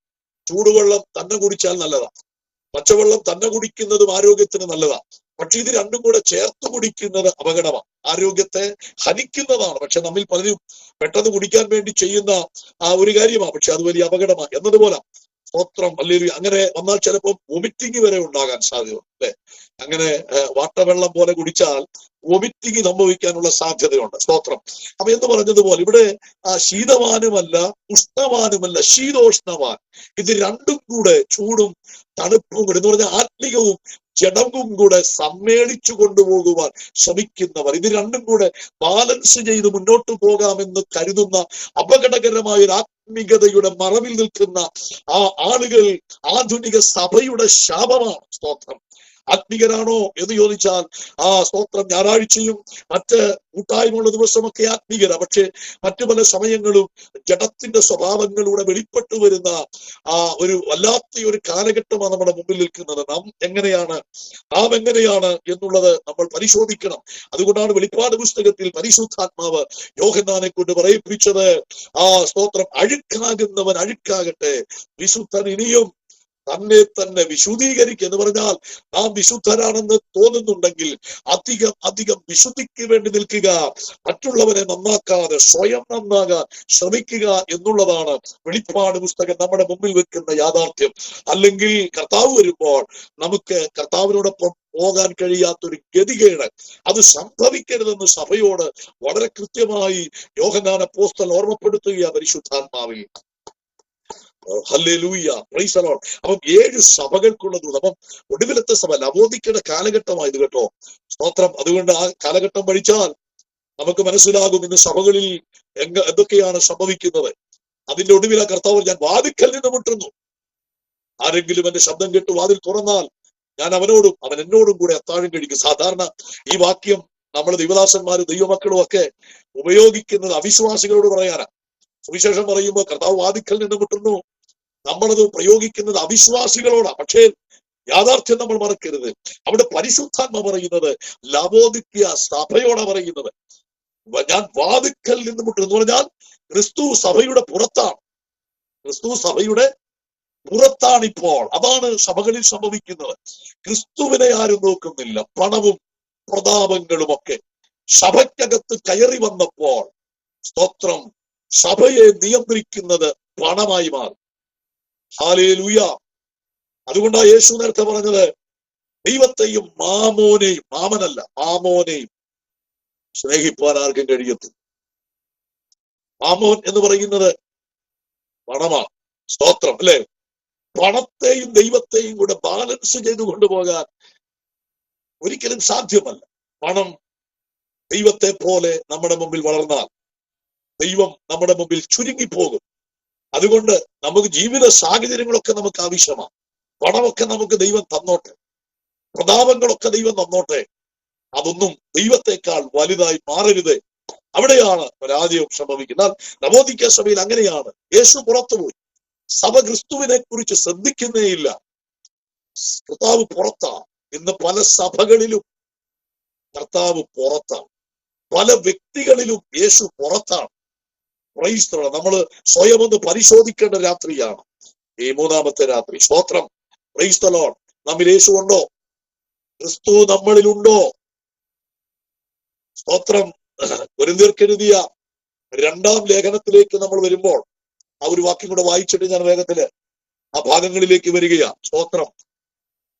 കൊരിന്ത്യർക്കെതിരെ 2ാം ലേഖനം 13ാം അധ്യായത്തിന്റെ 5ാം വാക്യത്തിൽ ഇങ്ങനെ പൗലോസ്, നിങ്ങൾ വിശ്വാസത്തിൽ ഇരിക്കുന്നു എന്ന് നിങ്ങളെ തന്നെ പരീക്ഷിപ്പീൻ, നിങ്ങളെ തന്നെ ശോധന ചെയ്യുവീൻ, നിങ്ങൾ കൊള്ളരുതാത്തവരല്ല എന്ന് വരികിൽ യേശു ക്രിസ്തു നിങ്ങളിൽ ഉണ്ട് എന്ന് നിങ്ങളെ തന്നെ അറിയുന്നില്ലയോ? കണ്ടോ? അപ്പൊ നിങ്ങൾ വിശ്വാസത്തിൽ ഇരിക്കുന്നുവോ എന്ന് നിങ്ങളെ തന്നെ ശോധന ചെയ്യണം, അല്ലെ? സ്വയം ശോധന ചെയ്യണം. ക്രിസ്തു എന്നിൽ ഇരിക്കുന്നുണ്ടോ? ഞാൻ വിശ്വാസത്തിൽ തന്നെയാണോ നിൽക്കുന്നത് എന്ന് ശോധന ചെയ്യണം കേട്ടോ, പരീക്ഷിക്കണം. അങ്ങനെ പരീക്ഷിക്കുമ്പോൾ യേശു ക്രിസ്തു നിങ്ങൾ കൊള്ളരുതാത്തവരല്ല എന്ന് നമ്മുടെ മനസ്സാക്ഷിയിൽ നമുക്ക് ബോധ്യപ്പെട്ടാൽ, സ്തോത്രം, മനസ്സിലാകുന്നുണ്ടോ? നമ്മളെ പരിശോധിക്കണം, ഞാൻ വിശ്വാസത്തിൽ ഇരിക്കുന്നുണ്ടോ? സ്തോത്രം. അങ്ങനെ ശോധന ചെയ്യുമ്പോൾ നമ്മൾ കൊള്ളരുതാത്തവരല്ല എന്ന് നമുക്ക് വാസ്തവമായി മനസ്സിലായാൽ ക്രിസ്തു നിങ്ങളിലുണ്ട്. നമുക്ക് പ്രശ്നങ്ങൾ ഉണ്ടെന്ന് മനസ്സിലാക്കിയാൽ ഓർത്തോളം ക്രിസ്തു നമ്മളിൽ നിന്ന് പുറത്തുപോയി. സ്ഥാനഭ്രംശം സംഭവിച്ചു. കർത്താവ് നമ്മളിൽ നിന്ന് മാറിപ്പോയി. അത് വലിയ അപകടകരമായ കാര്യം. അതുകൊണ്ട് കർത്താവ് ഇപ്പോൾ സഭയ്ക്കൊക്കെ പുറത്തു നിന്ന് കൊട്ടിക്കൊണ്ടിരിക്കുക, കർത്താവിനും കൂടെ അകത്തേക്ക് പ്രവേശിക്കാൻ. അപ്പൊ കർത്താവ് പറഞ്ഞു, ആരെങ്കിലും എന്റെ ശബ്ദം വ്യക്തികളിലേക്ക് കർത്താവ് ഒതുങ്ങുകയാണ്. സ്തോത്രം. അതുകൊണ്ട് ഓരോ വ്യക്തികളിലും കർത്താവ് വസിക്കാൻ ആഗ്രഹിക്കുന്നുണ്ട്. നമ്മൾ അതിനുള്ള ഇടമൊരുക്കുന്നുണ്ടോ? നമ്മുടെ വാക്കുകളും നമ്മുടെ പ്രവൃത്തികളും നമ്മുടെ ബന്ധങ്ങളും നമ്മുടെ കാഴ്ചകളും കേൾവികളും ഒക്കെ ദൈവവുമായിട്ടുള്ള ബന്ധം സ്തോത്രം ഉറപ്പിക്കുന്നതല്ലെങ്കിൽ, സ്തോത്രം, ഇന്ന് രാത്രി ഒരു മാനസാന്തരം നമുക്ക് വ്യക്തിപരമായ ആവശ്യമാണ്. സ്തോത്രം. ഈ മാനസാന്തരത്തിന്റെ സന്ദേശം ഹല്ലേലൂയ നിങ്ങളുടെ ഹൃദയങ്ങളിലേക്ക് പ്രകാശിക്കട്ടെ. ഓക്കെ, അതാണ് 2, 3, 4 മുതൽ 22 വരെയുള്ള അധ്യായങ്ങൾ മേലാൽ സംഭവിപ്പാനിരിക്കുന്ന വിഷയങ്ങളാണ്. അതിൽ സ്തോത്രം 5-ാം അധ്യായത്തിലേക്ക് വരുമ്പോൾ സ്തോത്രം നമ്മൾക്ക് കാണാൻ കഴിയുന്നത് 4-ാം അധ്യായം പഠിക്കുമ്പോൾ അവിടെ അനന്തരം സഭ സ്വർഗത്തിൽ 4-ാം അധ്യായത്തോടുകൂടെ സ്വർഗത്തിൽ ഒരു വാതിൽ തുറന്നിരിക്കുന്നത് ഞാൻ കണ്ടു. കാഹളനാദം പോലെ എന്നോട് സംസാരിച്ചു കണ്ട ആദ്യത്തെ ശബ്ദം എന്നോട്, ഇവിടെ കയറി വരിക, മേലാൽ സംഭവിക്കാനുള്ള ഞാൻ കാണിച്ചു തരാം. അപ്പോൾ ഇവിടെ 4-ാം അധ്യായത്തിലേക്ക് വരുമ്പോൾ ഇവിടെ കയറി വരിക, സഭ സ്വർഗത്തിൽ. എന്നാൽ 5-ാം അധ്യായം മുതൽ നമ്മൾ വായിക്കുമ്പോൾ 6-ാം അധ്യായത്തിലേക്ക് വരുമ്പോൾ സഭ എടുക്കപ്പെട്ടതിന് ശേഷം ഭൂമിയിൽ നടക്കുന്ന 7 വർഷത്തെ മഹാപീഡനം. സ്തോത്രം. മഹാപീഡനം, അതിനെക്കുറിച്ച് നിങ്ങൾ ബോധ്യമുള്ളവരാണെന്ന് എനിക്കറിയാം. മഹാപീഡനം നടക്കും സഭ എടുക്കപ്പെട്ടതിന് ശേഷം. എന്നാൽ അതിനെക്കുറിച്ചുള്ള കർത്താവിന്റെ വരവുമായി ബന്ധപ്പെട്ട് വിവിധ പഠനങ്ങൾ നമുക്ക് നമ്മുടെ സമൂഹത്തിലുണ്ട്. വിവിധ പഠനങ്ങളുണ്ട്. 4-ാം അധ്യായത്തിൽ സഭ സ്വർഗത്തിൽ, 6-ാം അധ്യായത്തിലേക്ക് വരുമ്പോൾ ഭൂമിയിൽ മഹാപീഡനമാണ്. അപ്പൊ സഭ എടുക്കപ്പെട്ടതിന് ശേഷമാണ് ഭൂമിയിൽ മഹാപീഡനം നടക്കുന്നത്. സ്തോത്രം. മഹാപീഡനത്തിലൂടെ സഭ കടന്നു പോകുമെന്നും കടന്നു പോകത്തില്ലെന്നും മഹാപീഡനത്തിന്റെ മധ്യത്തിൽ സഭ എടുക്കപ്പെടും, ഇങ്ങനെ വിവിധ പഠനങ്ങളുണ്ട്. ഒരു കൂട്ടം ആളുകൾ പറയുന്നു സഭ മഹാപീഡനത്തിലൂടെ കടന്നു പോകത്തില്ല, മഹാപീഡനത്തിന് മുൻപ് സഭ എടുക്കപ്പെടും. കർത്താവിന്റെ കാഹളം ധ്വനിക്കുകയും സഭ എടുക്കപ്പെടുകയും ചെയ്യും. സ്തോത്രം. നമ്മളൊക്കെ പെന്തക്കോസ്ത് സമൂഹം ഒരു 95% സഭകളും വിശ്വസിക്കുന്നത് സഭ മഹാപീഡനത്തിൽ കടക്കുകയില്ല. സഭ എടുക്കപ്പെട്ടതിന് ശേഷം മാത്രമേ ഇവിടെ സ്തോത്രം ഇത് നടക്കത്തുള്ളൂ. തെസ്സലോനിക്ക ലേഖനത്തിൽ പൗലോസ് പറയുന്നുണ്ട്, തടുക്കുന്നവൻ വഴിയിൽ നിന്ന് മാറിപ്പോകണം, അപ്പോഴാണ് സ്തോത്രം എതിർ ക്രിസ്തു വെളിപ്പെടുന്നത്. അല്ലെ, തടുക്കുന്നതാണ് ആരാണ്? എതിർ ക്രിസ്തുവിനെ തടുത്തു വെക്കുന്നത് ആരാണ്? പരിശുദ്ധാത്മാവാണ്. പരിശുദ്ധാത്മാവ് ഇവിടെയുണ്ട്. അതുകൊണ്ട് ഇപ്പോൾ എതിർ ക്രിസ്തുവിന് വെളിപ്പെടാൻ കഴിയുന്നില്ല, തടുത്തു വെച്ചിരിക്കുക. എന്നാൽ തടുത്തു വെച്ചിരിക്കുന്ന പരിശുദ്ധാത്മാവ് വഴിയിൽ നിന്ന് മാറുമ്പോൾ, പരിശുദ്ധാത്മാവ് എപ്പോഴാ മാറുന്നത്? സഭയുമായി പരിശുദ്ധാത്മാവ് സ്വർഗത്തിലേക്ക് പോകും. സഭയെയും കൊണ്ട് പരിശുദ്ധാത്മാവ് മാറത്തുള്ളൂ. അതുവരെ പരിശുദ്ധാത്മാവ് ഇവിടെ ഉണ്ട്. അപ്പം എതിർ ക്രിസ്തുവിന് ഇതുവരെ വെളിപ്പെടാൻ കഴിയാത്തത് പരിശുദ്ധാത്മാവ് അതിനെ തടഞ്ഞു വെക്കുന്നുണ്ട്. സഭ ഇവിടെ ഉള്ളത് കൊണ്ട് പരിശുദ്ധാത്മാവ് അതിനെ തടഞ്ഞു വെച്ചിരിക്കുന്നു. പക്ഷേ സഭയും പരിശുദ്ധാത്മാവ് എടുക്കപ്പെടുന്നതോട് കൂടെ ഇവിടെ മഹാപീഡനം ആരംഭിക്കും. മറ്റൊരു കൂട്ടം ആളുകൾ പറയുന്നു സഭ മഹാപീഡനത്തിന്റെ മധ്യത്തിലാണ് എടുക്കപ്പെടുന്നത്. വേറൊരു കൂട്ടം ആളുകൾ പറയുന്നു യേശു ക്രിസ്തു മഹാപീഡനത്തിന്റെ അല്ലെങ്കിൽ സഭ മഹാപീഡനത്തിന്റെ ഒടുവിലാണ് എടുക്കപ്പെടുന്നത്. അതിനൊക്കെ തെളിവിന് വേണ്ടിയൊക്കെ വാക്യങ്ങളിൽ ആശ്രയിക്കുന്ന പലരുമുണ്ട് അവരുടെ ഉപദേശങ്ങൾ സ്ഥാപിക്കാൻ. എന്നാൽ ഞാൻ ഇന്ന് രാത്രി പ്രസ്താവിക്കുന്നത് വേദപുസ്തക അടിസ്ഥാനത്തിൽ പറയുന്നത് സഭ മഹാപീഡനത്തിന് മുൻപ് എടുക്കപ്പെടും. യേശുക്രിസ്തു വന്ന് സഭയെ ചേർത്തതിനു ശേഷമാണ് ഭൂമിയിൽ മഹാപീഡനം എന്ന് പറഞ്ഞാൽ ചരിത്രത്തിൽ ലോകം കണ്ടിട്ടില്ലാത്ത തരത്തിലുള്ള പീഡനങ്ങളൊക്കെയാണ് ഭൂമിയിൽ സംഭവിക്കാനായിട്ട് പോകുന്നത്. അതിനു മുൻപ് കർത്താവ് വരും. മഹാപീഡനത്തിലൂടെ ഞാനും നിങ്ങളും കടന്നു പോകരുത് എന്നുള്ളത് കർത്താവിന്റെ ആഗ്രഹമാണ്. കൃത്യമായി ജീവിച്ചാൽ, വിശ്വസ്തയോടെ ജീവിച്ചാൽ, വചനപ്രകാരം ജീവിച്ചാൽ കർത്താവിന്റെ വരവിൽ എടുക്കപ്പെടും. മഹാപീഡനത്തിൽ നമ്മൾ പെടുകയില്ല. 7 വർഷമാണ് മഹാപീഡനം എന്ന് പറയുന്നത്. 12-ാം അധ്യായത്തിലാണ് ഞാൻ പറഞ്ഞത് മഹാപീഡനത്തിന്റെ മധ്യത്തിൽ സഭയെടുക്കപ്പെടുമെന്ന് പറയുന്നത് ഈ 12-ാം അധ്യായമാണ്. അതിൽ പറയുന്ന പല കാര്യങ്ങളുണ്ട്. സ്തോത്രം. ആദ്യത്തെ വാക്യങ്ങളൊക്കെ വായിക്കുമ്പോൾ, 4-ാം വാക്യത്തിൽ വായിക്കുമ്പോൾ, പ്രസവിപ്പാറായ സ്ത്രീ പ്രസവിച്ച ഉടനെ കുട്ടിയെ തിന്നുകളയാൻ മഹാസർപ്പം അവളുടെ മുമ്പിൽ വന്നു. അവൾ സകല ജാതികൾ ഇരുമ്പുകൾ കൊണ്ട് മേയ്പ്പാനുള്ള ഒരു ആൺകുട്ടിയെ പ്രസവിച്ചു. കുട്ടി ദൈവത്തിന്റെ അടുക്കലേക്കും അവന്റെ സിംഹാസനത്തിലേക്കും പെട്ടെന്ന് എടുക്കപ്പെട്ടു. അപ്പൊ അവിടെ പറയുന്ന ഈ ആൺകുട്ടിയാണ് ഈ സ്തോത്രം സഭ എന്നൊക്കെ പഠിപ്പിക്കുന്ന ചില ആളുകൾ അവിടെയുണ്ട്. സ്തോത്രം. അവിടെ മഹാപീഡനത്തിന്റെ മധ്യത്തിലാണ് സഭ എടുക്കപ്പെടുന്നത് പറയാൻ വേണ്ടിയാ. അതാണ്. അപ്പൊ 12-ാം അധ്യായം മഹാപീഡനം എന്ന് പറയുമ്പോൾ 7 വർഷമാണ്. ആ 7 വർഷം എന്ന് പറഞ്ഞാൽ ദാനിയേൽ പ്രവചനം 9-ാം അധ്യായത്തിൽ പറയുന്ന 70 ആഴ്ചവട്ടം. 70 ആഴ്ചവട്ടം. അതിൽ 69-ാമത്തെ ആഴ്ചവട്ടം 9-ാം അധ്യായം നിങ്ങൾ വായിച്ചോണം. 9. അതിൽ സ്തോത്രം 69-ാമത്തെ ആഴ്ചവട്ടത്തിൽ അഭിഷിക്തൻ ഛേദിക്കപ്പെട്ടു എന്നവിടെ വായിക്കുന്നുണ്ട്. അപ്പൊ 69 ആഴ്ചവട്ടമാണ് അഭിഷിക്തൻ ഛേദിക്കപ്പെടുന്നെന്ന് പറഞ്ഞത് യേശുക്രിസ്തുവിന്റെ ക്രൂശ് മരണത്തെ കുറിച്ചാണ്. അപ്പൊ യേശുവിന്റെ ക്രൂശ് മരണത്തോടുകൂടെ യഹൂദനും ദൈവവുമായി മാത്രമുണ്ടായിരുന്ന ബന്ധം അവിടെ അവസാനിപ്പിച്ചു. അങ്ങനെയാണ് യേശുവിന്റെ കാലം മുതൽ ജാതികളിലേക്ക് ദൈവത്തിന്റെ സ്നേഹം വ്യാപിക്കുന്നത്. യേശുവിന്റെ സ്നേഹം വ്യാപിച്ചു. ഇപ്പൊ സകല ജാതികളും വിശ്വസിക്കുന്നവരൊക്കെ രക്ഷ പ്രാപിപ്പാനുള്ള സമയമാണ്. അതിനകത്ത് ജാതിയോ മതമോ വർഗ വർണ്ണ വിവേചനങ്ങളില്ലാതെ ലോകത്തിന്റെ 5 വൻകരകളിൽ ഏത് ഭാഷ സംസാരിക്കുന്ന വ്യക്തിയാണെങ്കിലും രക്ഷിക്കപ്പെടുവാൻ ഒരേ ഒരു മാർഗമേ ഉള്ളൂ. അത് കർത്താവായ യേശുക്രിസ്തുവിന്റെ ക്രൂശ് മരണവും പുനരുദ്ധാനവുമാണ്. സ്തോത്രം.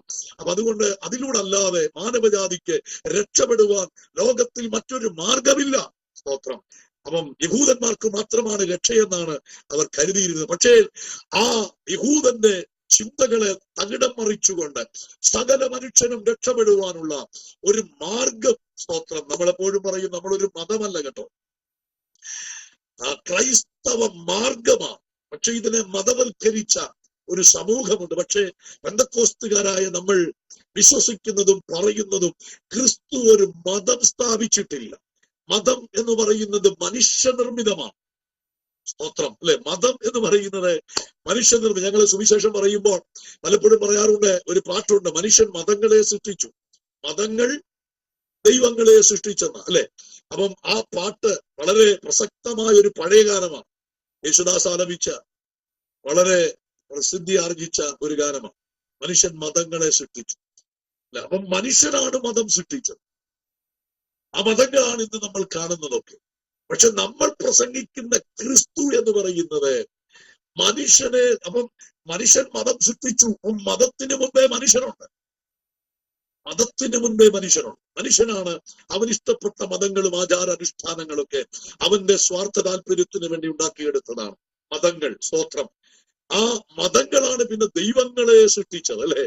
അപ്പം ദൈവങ്ങൾക്ക് മുൻപ് മതമുണ്ട്, മതത്തിന് മുമ്പ് മനുഷ്യനുണ്ട്. അല്ലെ? അപ്പം ദൈവം 3-ാം കടയായി മാറുകയാണ്. അപ്പം മതമെന്ന് പറയുന്നത് മനുഷ്യന്റെ ബുദ്ധിയിൽ വന്ന ചിന്തയാണ്. മതമുണ്ടാക്കി കഴിഞ്ഞപ്പോഴാണ് മതങ്ങൾക്ക് വേണ്ട ദൈവങ്ങൾ വേണമെന്ന് ചിന്തിച്ചല്ലേ. അപ്പം ദൈവം എവിടെ കിടക്കുന്നു? എത്രയോ കാലം കഴിഞ്ഞല്ലേ. സ്തോത്രം. ദൈവം 3-ാം കടയായിട്ടാണ് വരുന്നത് മനുഷ്യന്റെ ലോകപ്രകാരം. പക്ഷെ വേദപുസ്തകം അനുസരിച്ച് നമ്മൾ പ്രസ്താവിക്കുന്നത് ഈ മനുഷ്യൻ എവിടെ നിന്നുണ്ടായി? സ്തോത്രം. ആ മനുഷ്യനെ സൃഷ്ടിച്ച ദൈവത്തെയാണ് നമ്മൾ ഉയർത്തുന്നത്. അതാണ് നമ്മൾ പ്രസംഗിക്കുന്ന നസ്രയനായ യേശു. Praise the lord. അപ്പം സകല മനുഷ്യനെ ജാതി മത വർഗ വർണ്ണ വിവേചനമില്ലാതെ ഭൂമിയിൽ വസിക്കുന്ന മുഴുവൻ മനുഷ്യന്റെയും സൃഷ്ടാവ് എന്ന് പറയുന്നത് ഏകനാണ്. അതാണ് കർത്താവായ യേശു ക്രിസ്തു എന്ന് പറയുന്നത്.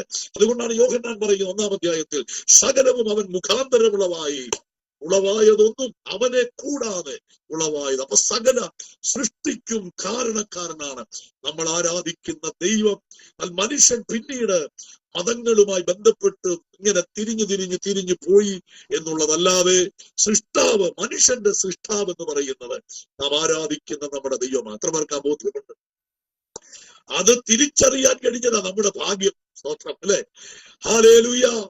യേശുവാണ് മനുഷ്യനെ സൃഷ്ടിച്ച ദൈവമെന്ന്, മതങ്ങളും ദൈവങ്ങളും മനുഷ്യ നിർമ്മിതമാണെന്ന് ചിന്തിക്കാനും മനുഷ്യനെ സൃഷ്ടിച്ച സൃഷ്ടാവിനെ ദൈവത്തെ കണ്ടെത്താനും ദൈവം നമുക്ക് നൽകിയ അവസരമാണിത്. സ്തോത്രം അല്ലെ, ഇതൊരു അവസരം ദൈവം തന്നതാ ദൈവത്തെ അറിയാൻ. എത്ര പേർക്ക് കൃത്യമായി ദൈവത്തെ മനസ്സിലാക്കാൻ കഴിഞ്ഞു? എത്ര പേർക്ക് യേശുവിനെ യഥാർത്ഥമായി രുചിക്കുവാൻ കഴിയുന്നുണ്ട്, അനുഭവിക്കുവാൻ കഴിയുന്നുണ്ട്? സ്തോത്രം. അതാണ് ഇന്ന് രാത്രി ദൈവാത്മ ഓർമ്മപ്പെടുത്തുന്നത്. സ്തോത്രം.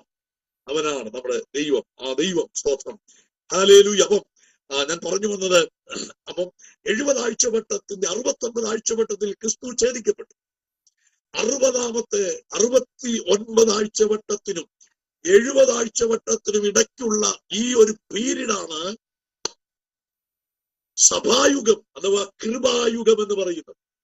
69 ആഴ്ചവട്ടമായപ്പോൾ 70 ആഴ്ചവട്ടത്തിന്റെ 69-ാം ആഴ്ചവട്ടത്തിൽ ഒരു ബ്രേക്ക് ഉണ്ട്. സ്തോത്രം അല്ലേ.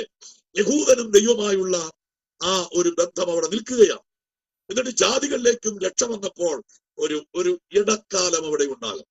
69-നും 70 അതാണ് ഈ കൃപായുഗം, അതാണ് സഭായുഗം. അപ്പൊ ഇനി യഹൂദനോടുള്ള 70 ആഴ്ചവട്ടത്തിൽ ഒരാഴ്ചവട്ടം കൂടെ അവശേഷിക്കുന്നുണ്ട്. മനസ്സിലാകുന്നുണ്ട്? ഒരാഴ്ചവട്ടം കൂടെ അവശേഷിക്കുന്നുണ്ട്. ദൈവമക്കൾ മനസ്സിലാക്കണം. സ്തോത്രം. അതിനാണ് നമ്മൾ ആ 70 ആഴ്ചവട്ടം, ആ 70-ാമത്തെ ആഴ്ചവട്ടമാണ് ഈ വെളിപ്പാട് പുസ്തകം 6-ാം അധ്യായത്തിൽ പറയുന്ന മഹാപീഡനം എന്ന 7 വർഷം. മനസ്സിലാകുന്നുണ്ടോ? 70 വർഷം പീഡനം തികയണമെങ്കിൽ 70-ാമത്തെ ആഴ്ചവട്ടം തികയണം. ഒരാഴ്ചവട്ടം എന്ന് പറഞ്ഞാൽ 7 വർഷമാണ്. സ്തോത്രം. അങ്ങനാണെങ്കിൽ ആ ഒരാഴ്ചവട്ടം കൂടെ യഹൂദന് ഇനി ശേഷിക്കുന്നുണ്ട്. ആ 70 ആഴ്ചവട്ടം ആരംഭിക്കണമെങ്കിൽ സഭ ഇവിടുന്ന് എടുക്കപ്പെടണം. സ്തോത്രം. ഇപ്പോൾ നമ്മളായിരിക്കുന്നത് കൃപായുഗം അഥവാ സഭായുഗമാണ്. ഇത് തീരും, സഭയെടുക്കപ്പെടും, കർത്താവ് വരും, സഭയെടുക്കപ്പെടും. അനന്തരം ഭൂമിയിൽ 70-ാമത്തെ ആഴ്ചവട്ടം വീണ്ടും ആരംഭിക്കും. അതിനാണ്, ആ 7 വർഷത്തിനാണ് മഹാപീഡനം എന്ന് പറയുന്നത്. ഈ 70 ആഴ്ചവട്ടം എന്ന് പറയുന്നത് ജാതികൾക്ക് വേണ്ടിയുള്ളതല്ല. ദാനിയേലിനോട് പറയുന്നുണ്ട്, നിന്റെ ജനത്തിനും വിശുദ്ധ നഗരത്തിനും 70 ആഴ്ചവട്ടം നിയമിച്ചിരിക്കുന്നു. ദാനിയേൽ നിന്റെ ജനത്തിനും. കണ്ടോ? വിശുദ്ധ മന്ദിരം ഏതാ? വിശുദ്ധ മന്ദിരം യെരുശലേം. യെരുശലേമിനും ദാനിയേലെ നിന്റെ ജനം ഏതാ? യഹൂദാജനം. അപ്പം യെരുശലേമിനും യഹൂദനും വേണ്ടിയാണ് 70 ആഴ്ചവട്ടം. സ്തോത്രം. അതിനകത്ത് ജാതികൾക്ക് ബന്ധമില്ല, സഭയ്ക്ക് ബന്ധമില്ല. സ്തോത്രം. ഇനി വരാൻ പോകുന്ന ഈ 7 വർഷത്തെ മഹാപീഡനം അത് യഹൂദനോടുള്ള ബന്ധത്തിൽ ദൈവത്തിന്റെ കാര്യങ്ങൾ തീർക്കുന്ന 7 വർഷമാണ്. അതിന് മുമ്പേ സഭ ഇവിടെ എടുക്കപ്പെടും. ആ 7 വർഷം എന്ന് പറഞ്ഞാൽ യഹൂദനോ ലോകമോ ചരിത്രത്തിൽ കണ്ടിട്ടില്ലാത്ത അത്ര ആ കഠിനമായ പീഡനങ്ങൾ, മരിച്ചാൽ മതി എന്ന് കൊതിക്കുന്ന നിലയിലുള്ള ജീവിത സാഹചര്യങ്ങൾ ലോകത്തിൽ രൂപപ്പെടും. സ്തോത്രം. മനുഷ്യൻ മരണത്തിന് വേണ്ടി ഓടി നടക്കും, മരിക്കാൻ ആഗ്രഹിക്കും. പക്ഷെ മരണം അവനെ വിട്ടുപോകും, മരിക്കാൻ കഴിയില്ല. അനുഭവിച്ചേ മതിയാവും. നമ്മളും ഇവിടെ ഉണ്ടെങ്കിൽ ഈ പീഡനത്തിലൂടെ കടന്നു പോകേണ്ടി വരും കേട്ടോ. മഹാപീഡനമാ, സഹിക്കാൻ കഴിയില്ല. ഒരു ചെറിയ ബുദ്ധിമുട്ട് പോലും സഹിക്കാൻ കഴിയാത്ത, സ്തോത്രം, സ്തോത്രം, മനസ്സുള്ള നമുക്ക് ഈ യാതനകളൊന്നും സഹിക്കാൻ, അതൊക്കെ വിശദീകരിക്കുന്ന ദിവസങ്ങൾ വേണം. 7 വർഷത്തെ മഹാപീഡനത്തിന്റെ കാര്യങ്ങൾ. ഈ മഹാപീഡനത്തെ 7 വർഷത്തെ 2 ഭാഗമായി തിരിക്കുന്നു. ആദ്യത്തെ 3.5 എന്നും രണ്ടാമത്തെ 3.5 എന്നും രണ്ടായി തിരിക്കാം. അതിൽ ഒന്നാമത്തെ 3.5 അവസാനിക്കുന്നത് 12-ാം അധ്യായത്തിലാണ്. ആദ്യത്തെ 3.5 വർഷം അവസാനിക്കുന്നത് 12-ാം അധ്യായത്തിൽ. അതാണ് നമ്മൾ വായിച്ചത് 7-ാം അധ്യായത്തിൽ. അനന്തരം സ്വർഗത്തിൽ ഒരു യുദ്ധമുണ്ടായി. മീഖായേലും അവന്റെ ദൂതന്മാരും മഹാസർപ്പത്തോട് പടവെട്ടി. നല്ല ദൂതന്മാരുമായി മഹാസർപ്പം പടവെട്ടി ജയിച്ചില്ലതാനും. കേട്ടോ. അപ്പോൾ ഇവിടെ വളരെ ശക്തമായി പറഞ്ഞിരിക്കുക, സ്വർഗത്തിൽ ഒരു യുദ്ധമുണ്ടായി. അപ്പം സ്വർഗത്തിലും യുദ്ധമുണ്ട്. ആരൊക്കെ തമ്മില? മീഖായേലും അവന്റെ ദൂതന്മാർ, മഹാസർപ്പവും അവന്റെ ദൂതന്മാരുമായി. അപ്പം ദൈവത്തിന്റെ പ്രധാന ദൂതന്റെ പേരാണ് മീഖായേൽ. സ്തോത്രം. മീഖായേലും മീഖായേലിന്റെ ദൂതന്മാരും മഹാസർപ്പവും തന്റെ ദൂതന്മാരും. ഇതാണ് 2 കക്ഷികൾ. യുദ്ധം നടക്കുന്നത് ഭൂമിയിലല്ല, സ്വർഗത്തിൽ. സാത്താൻ എങ്ങനെ സ്വർഗത്തിൽ വന്നു? സ്വർഗത്തിൽ സാത്താനുണ്ടോ എന്ന് ചോദിച്ചാൽ, സ്വർഗം എന്ന് പറയുന്ന ദൈവത്തിന്റെ ഇരിപ്പിടമായ ഭാഗമല്ല. സ്വർഗം 3ആണ്. ഞാൻ നേരത്തെ പറഞ്ഞിട്ടുണ്ട്, സ്വർഗം 3ആണ്. സ്തോത്രം. ഗുരുജലേഖനത്തിൽ പൗലോസ്, ഞാൻ 3-ാം സ്വർഗത്തോളം എടുക്കപ്പെട്ടതാണ്, അല്ലെ? 3-ാം സ്വർഗത്തോളം എടുക്കപ്പെട്ടൊരു മനുഷ്യനെ എനിക്കറിയാം. ഉണ്ടോ? അപ്പൊ സ്വർഗം 3, ആകാശമണ്ഡലം, സ്വർഗം, സ്വർഗാതി സ്വർഗം, ദൈവം വസിക്കുന്ന സ്ഥലം, സ്വർഗാദി സ്വർഗമാണ്. സ്തോത്രം. ആകാശമണ്ഡലമാണ് സ്വർഗത്തിന്റെ ആദ്യത്തെ ഭാഗം. ആകാശമണ്ഡലത്തിന്റെ പ്രത്യേകത എന്താണ്? ആകാശമണ്ഡലത്തിൽ സാത്താൻ കിടപ്പുണ്ട്. സാത്താൻ ഭൂമിയിലല്ല കേട്ടോ അവന്റെ കേന്ദ്രം. അവന്റെ ഹെഡ് ഓഫീസ് ആകാശമണ്ഡലത്തിലാണ്. അതുകൊണ്ടാണ് എഫേസ്യ ലേഖനത്തിൽ 6-ാം അധ്യായത്തിൽ പൗലോസ് പറയുന്നത്, നമുക്ക് പോരാട്ടമുള്ളത് ജഡരക്തങ്ങളോടല്ല, പിന്നെ വാഴ്ചകളോടും അധികാരങ്ങളോടും സ്വർലോകങ്ങളിലെ ദുഷ്ടാത്മസേന. കണ്ടോ? അപ്പൊ സ്വർലോകങ്ങൾ എന്ന് പറയുന്നത് സ്വർഗത്തിന്റെ പ്രാഥമിക ഭാഗമായ ആകാശമണ്ഡലമാണ്. അവിടെയുണ്ട് സാത്താൻ. നമ്മള് യെശയ്യാവ് 15 വരുമ്പോൾ ദൈവത്തിന്റെ ദൂതൻ ആയിരുന്ന ആ ദൂതനെ സ്തോത്രം വെട്ടി താഴെയിട്ടു. അതാണ് പിന്നീട് സാത്താൻ എന്ന് നമ്മൾ പഠിക്കുന്നത്. സ്തോത്രം അല്ലെ? ദൂതനെ വെട്ടി നിലത്തിട്ടെന്നാ പറയുന്നത് അന്ന്.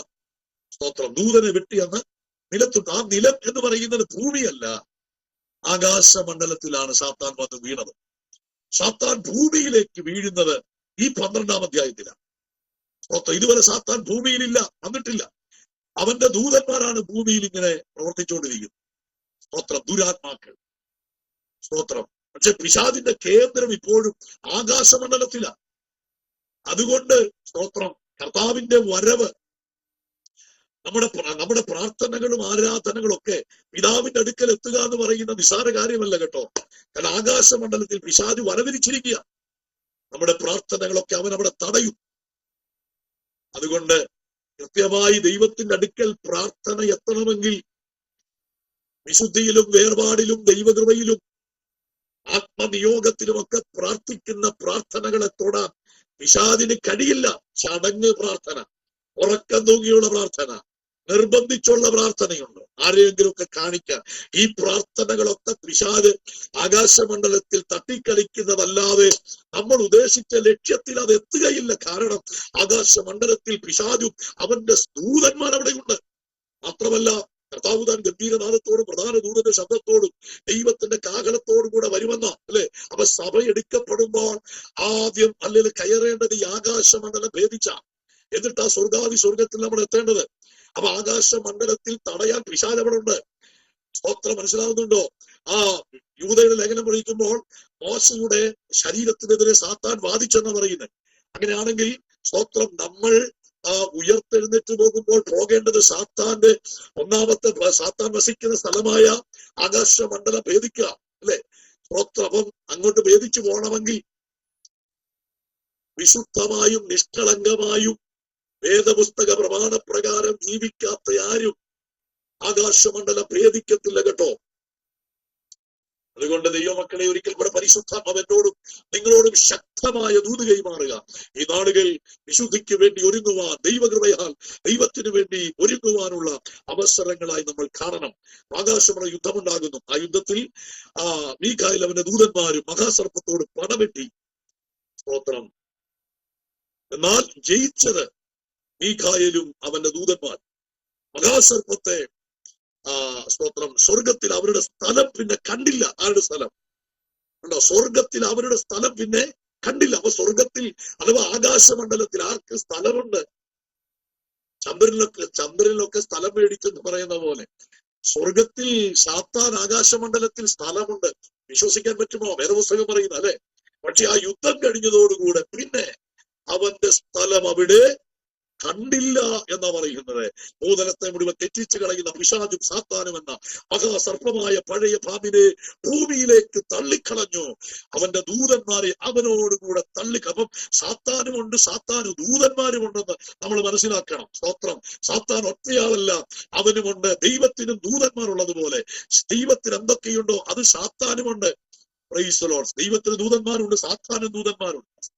അപ്പൊ സാത്താന്റെ ദൂതന്മാരും ദൈവത്തിന്റെ ദൂതന്മാരും പടവെട്ടിയാൽ ജയം ദൈവത്തിന്റെ ദൂതന്മാർക്കാണ് എന്നുള്ളത് സത്യമാണ്. അപ്പൊ ഇവിടെ ആ യുദ്ധത്തോടുകൂടെ അവരുടെ സ്ഥലം പിന്നെ അവിടെ കണ്ടില്ല. കാലം ഇത്രയും പിശാച് അവകാശം പറഞ്ഞ് ആകാശമണ്ഡലത്തിൽ നിൽക്കുന്നു. എന്നാൽ മഹാപീഡനത്തിന്റെ പകുതിയിൽ 3.5 വർഷമാകുമ്പോൾ സ്വർഗത്തിൽ ഒരു യുദ്ധമുണ്ടാകും. ആ യുദ്ധത്തിൽ സംഭവിക്കുന്നത് സാത്താനെയും അവന്റെ ദൂതന്മാരെയും കാലം ഇത്രയും കരുതി വെച്ച, പിടിച്ചുവെച്ച അവരുടെ അവകാശത്തിൽ നിന്ന് ദൈവം അവരെ വെട്ടി ഭൂമിയിലേക്കിടും.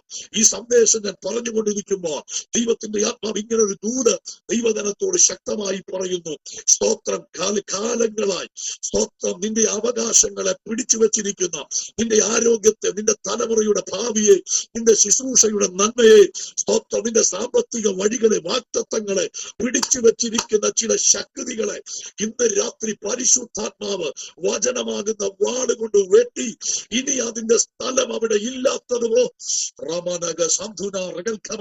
യേശുവിന്റെ നാമത്തിൽ പരിശുദ്ധാത്മാവ് കൽപ്പിക്കുന്നു.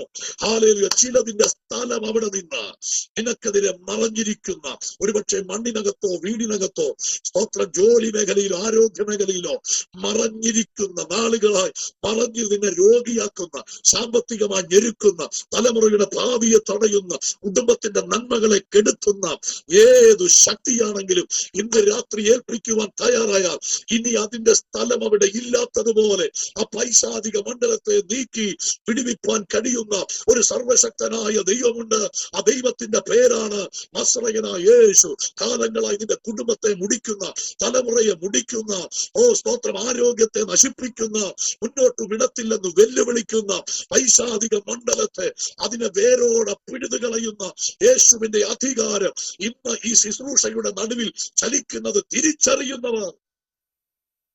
Price the lord. ഹല്ലേലൂയ. കർത്താവ് നമ്മെ സഹായിക്കട്ടെ. ആ യുദ്ധത്തോടുകൂടെ സാത്താൻ താഴെ വരും.